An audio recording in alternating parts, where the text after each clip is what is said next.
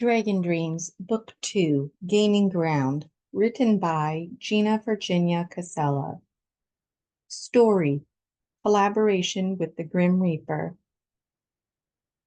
I collaborate with the Grim Reaper, engaging in profound discussions about the transition of souls through death and rebirth. It feels as though we are advocates serving on a unique committee. The Grim Reaper's role is to guide souls as they depart from the physical body, ensuring a smooth transition. Without the body's demise, the soul may mistake the experience for an out-of-body journey. Our interactions are always filled with love and empathy, recognizing that some souls may have accumulated negativity. We both firmly believe that no soul is inherently evil, and it would be unjust to condemn them. It is our belief that the framework in which souls exist should be evaluated, as well as the motivations behind their decisions. We are like a correctional institution. We view ourselves as a place of healing rather than punishment.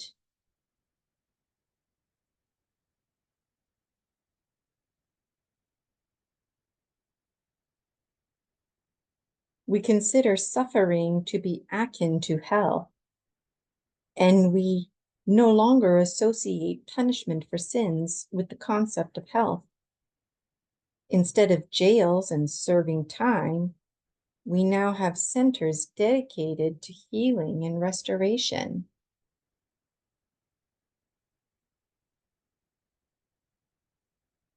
It is up to the souls to choose whether or not to accept this option, and we strive to provide various opportunities to cater to the diverse range of beliefs and biologics.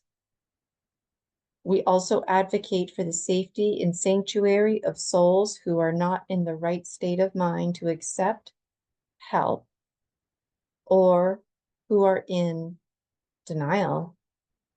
Essentially, the onus is on each of us to use our own free will. However, we challenge the state of mind along with its developmental level and manipulated illusions to the point that we will safeguard the most evil soul. We know the value of the right supports being in place, and each evil entity we provide for has a 100% success rate to make the necessary changes in their lives. All of these formerly evil folks are better known as current benevolent beings. The point is, one must be in a state of mind to have the onus put on them. Otherwise, they become the responsibility of the collective to support. We advocate healthy expectations. For example, we would never expect a small child to get a job and pay bills or make decisions about politics and policies. Unmade souls have the option to either stay in limbo or return to the 3D realm. But this decision is solely theirs to make when they are in a state of purity. Souls that are troubled and seen as malevolent are the ones who require the utmost love and assistance. It is unjust to them and to others. The malevolent soul is akin to the sick soul, and the soul afflicted with mental illness or the corrupted soul, as they are unable to exercise free will due to their compromised state, ultimately overshadowing their ability to make sound decisions. As a collective whole, they are parts of our shared body or spirit that require attention. They are producing toxicity, which could infect us. Like any infection, we must treat it, not shun it. Moreover, we must strive for preventative measures. It is not my place to question the reasons behind their nature. The Grim Reaper reaches out to me, and I strive to eradicate the malevolent spirit. Referring to it as an evil soul has become a common practice due to the prevailing beliefs, but we aim to shift towards a more inclusive term like mental illness or rogue, moving away from categorizations. The act of undoing something brings it back to its initial design. Solely the originator possesses the ability to recreate the essence and decide the suitable duration for it to remain undone, reflecting the desires of the soul to exist. The notion of being unmade is indeed unsettling, but it aligns with my purpose. When I appear, spirits comprehend my purpose, and that is to provide assistance. My tasks are swiftly accomplished. I was once malevolent, and it seemed unjust that I turned into such a wicked, pessimistic being. I underwent a transformation, unknown to me, which even the Grim Reaper is aware of. It is preferable that I do not recall the crimes I committed. There is no necessity for me to recollect. I observe the situations surrounding me and understand that it mirrors the wicked actions I engaged in, and I recommend refraining from judging the individual and instead evaluating the circumstances.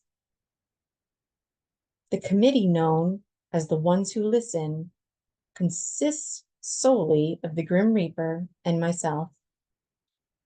During our committee meetings, we present our concerns to the powers that may be. After a unanimous vote, it has been decided that I will be the one responsible for unmaking and restoring souls back to their original blueprint.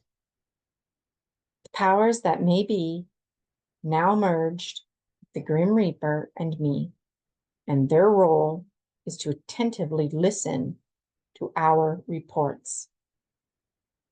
Together we advocate for positive change, and this decision to unmake and restore souls has garnered significant attention in the spirit world. Maybe we should consider the idea of all of us being undone and then renewed. This concept is not entirely dissimilar to the negative forces, which is what I am referring to when discussing the significant conscious growth and advancement that we may all require. The process of engagement involves being undone and transforming into stardust, akin to the scientific concept of returning to the Star Age, where we ultimately revert to darkness.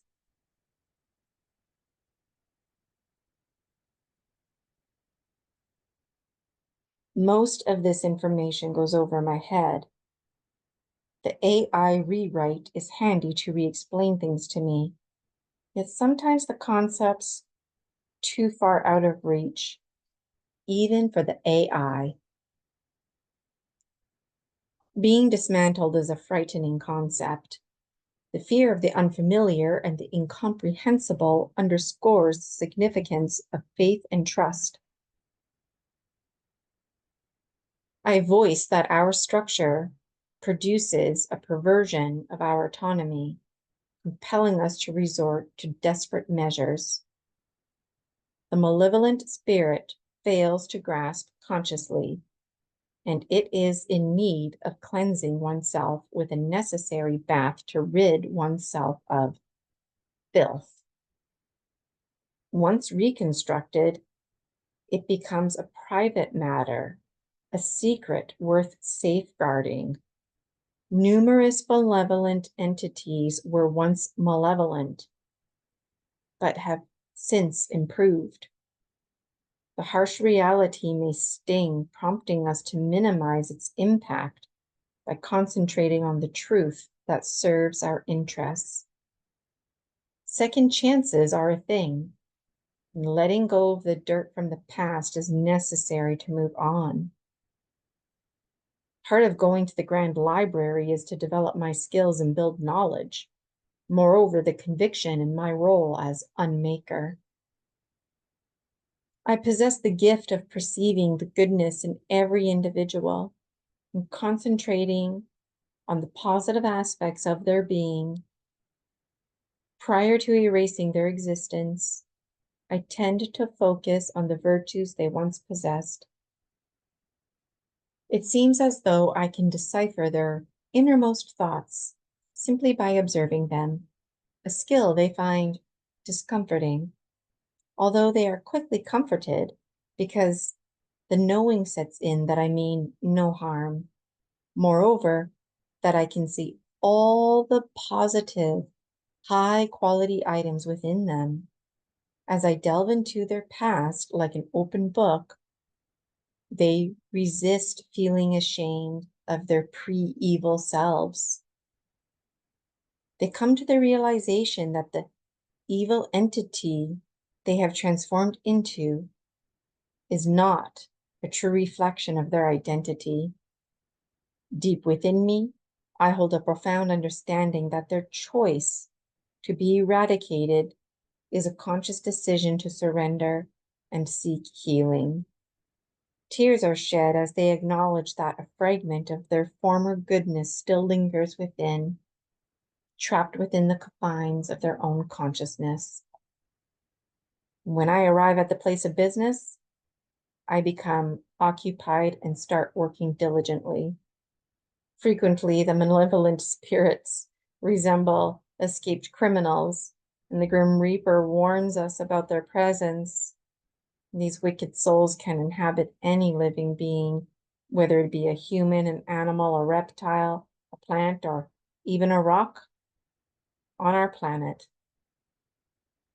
As soon as they are discovered, their presence is promptly reported, and I am informed and promptly respond. There are various roles to help souls who have made unfortunate decisions. I have the most extreme role, appearing only when it is necessary to intervene. It is a fact that malevolent souls exist.